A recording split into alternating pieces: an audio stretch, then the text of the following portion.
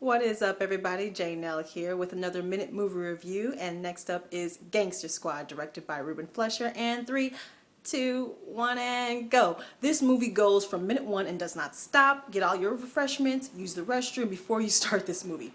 You completely lose Sean Penn. He is Mickey Cohen. Walks, talks, sounds, everything. Same thing with Ryan Gosling. I love it when you forget the actors that you're watching because they've completely become their characters. The entire cast is great. They give solid performances. Josh Brolin, Emma Stone, solid performances by a great ensemble cast. This movie kind of feels like a live action comic book series from the 20s.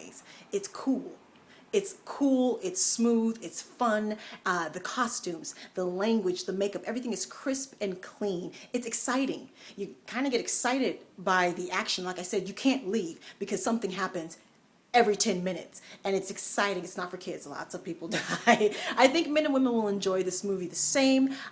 Ruben Fleischer is quite the versatile director. He also did 30 Minutes or Less and Zombieland, so I recommend him as a director, and I recommend this movie. And boom, that's my review in a minute of Gangster Squad, directed by Ruben Fleischer.